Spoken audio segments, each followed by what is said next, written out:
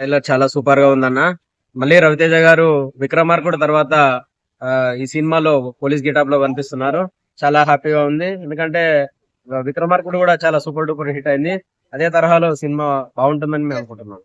So looks గానీ అవన్నీ ఎలా అనిపించాయి రవితేజ? చాలా సూపర్ గా ఉన్నాయన్న. సినిమా కూడా చాలా సూపర్ గా ఉంటుంది అనుకుంటున్నాం. మ్యూజిక్ ఎలా అనిపించింది అన్న? మ్యూజిక్ కూడా చాలా సూపర్ ఉందన్న. ఎందుకంటే ఇంతకు ముందు సంక్రాంతికి వస్తున్నాం ఆయనే కొట్టాడు. సో ఇది ఎలా ఉండబోతుంది అనుకున్నారు? ఇది కూడా సూపర్ డూపర్ ఉంటుందన్న. సో వింటేజ్ రవితేజ అన్న చూడబోతాం అన్న మళ్ళా? యా తప్పకుండా. ఓకే అన్న, రైట్.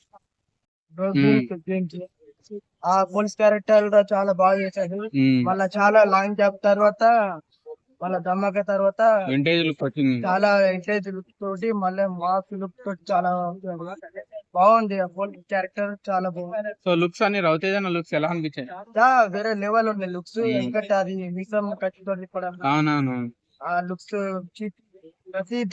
ప్రతి సీన్ కి ప్రతి కంటెంట్ కి నిజం తిప్పడం, ఎక్స్పీరియన్స్ ఇవ్వడం ఒక హీరో రవితేజ వల్లనే అవుతుంది. కామెడీ టైం కి, ఎమోషనల్ కి, పర్ఫార్మెన్స్ కి, యాక్షన్ కి, ఫైట్ సీన్ కి, దేనికి ఇక్కడ ఏ టైమింగ్ లో ఏది ఇయ్యాలో అలా ఇచ్చాడు డైరెక్టర్.